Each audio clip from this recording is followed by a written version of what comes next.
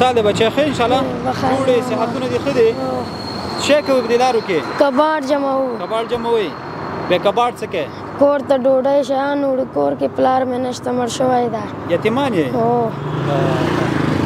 او مشر ته یې که بل هم څوک شته مشر نشته یو دی یو زه یم یو بل خور مې دی نور څوک نشته هېڅوک نشته دی یو مور مې ده کور لپاره کور هم کرایي دی که خپل کور مې کرایي ده کرایي ده څو روپۍ کرایه ورکوئ 2000 ښه بیا چې کله ته کار ونه کړې بیا به څنګه کوې چې کار ونه کړم کور کې لاړ شم ډوډۍ څښې نه دم دګې وږه کښېنو وږه کښېنئ بیا هېڅ هم نه یې څه وایې نو تا ته زه د ژمي سودا اخلم ویې باسې کور ته صحیح دی آفرین دا به د ژمي سودا دی دا به کور ته یوسه صحیح دی ورور مې خوشحاله شو اوسه نو موږ د دغسې یتیمانو همیشه پوښتنه کړې ده او لاسنیوی شی اخیستی و که نه شی هم نه و وړه کور کې وه پېژنم زړګیه اوس خو دومره رامعلوم یې د مولا د پیر زویانو د مولا د رحمت نوم یې د مولا د پیر زویانو د مولا د رحمت نوم زدی پیژنم زړګي ستړی مه شې جوړ یې صحت دې ښه دی څه کوې ورور مې ښه دا بیا څه کوې دا کور ته وړم سوځوي کور دې وړې په دې باندې بیا ښه سوځوي لرګي مرګي مې شی نه دي اخیستې نه که نه ولې پیسې نشته راسره پیسې نشته هو که نه پلار دې څه کار کوي بچی پلار مې د کباړ راټولوي کباړ راټولوي کباړ ټولوي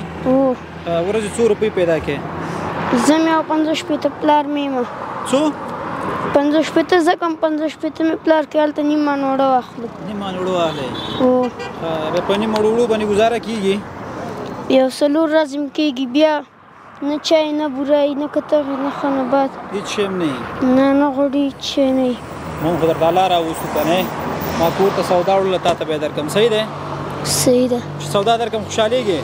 خیري سي هو درکوم راوړه سودا ورته تا ته مې سودا راوړې ده هر شی صحیح دی مسلمانانو ورونو دلته داسې کورنۍ شتون لري په الله یقین وکړي چې د یوې ورځې ډوډۍ نشته ورکوي داسې کورنۍ موجودې وي چې بدون د الله نه هېڅوک نه لري اوس دغه سره وې څخه بچیه دومره رامعلوم یې د مولا د پیر زویانو د مولا د رحمت نوم یې د مولا د پیر زویانو د مولا د رحمت نوم زمستان چیز گرفتی یعنی نه گرفتی په اقصا کې د دې ټول جهان امام یې برادر همی سودای زمستانی سلام انشالله بس همی با اشتکایت ببر چیز گرفته بودم بیخی بیلتام و ایمان نشتا تتمام دا اسلامی څنګه بچی خې صحت دی ښه دی واړه بچیان څنګه د پلار دې راخوش شو که نه نه راخوش شوی څنګه د کور کې څه شی و هېڅ شی هم نه و لکه څه شی مثال ژمي ته م څه اخیستي نه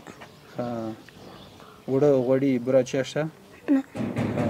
ته څنګه یې بچی ښه دا دې ورونه دي دا دې م خور ده واړه بچي پلار دې بندي ده اوس هم زه الله دې رحم وکړي او لرګي م چې اخیستي که نه نشته لرګي زه الله مهربان دی درته د ژمي سودا مې راوړې ده دا به کته کیسې دي انشاءالله پلار یې بندي و او دا د سودا مې ورته راوړله میاشتې پوره شوې وه ژمی دی محترمو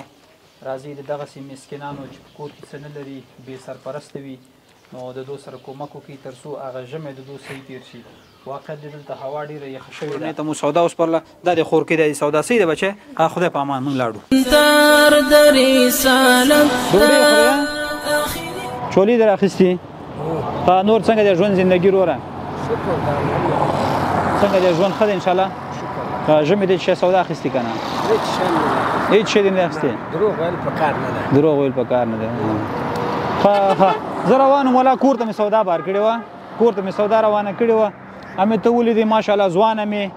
او بس خپل غیرت کوي همت کوي موچتوب کوي دا ماشوم مې ولیدو در سره مایله راځه یې څه کوې ما نه ته بهتر یې چې تا سودا نه ده اخیستې ژمې سودا تا ته زه سپارم لرګي مرګي دې اخیستي که نه لرګي مې نه دي اخیستي پرون ورور مې دیوال ته پرون نابل پرون ختلی و ها دې نه مشر ده دا مې زوی ده ها ها هېڅ ته دیوال نه وغورځېد پښتۍ ماتې شو الله ګل اکبر چاره مې پیسې واخېستې ویل مې وړو ډاکټر ته څنګه کې بس توکل الله بخاري دې لګولې که نه نه نه یې لګولې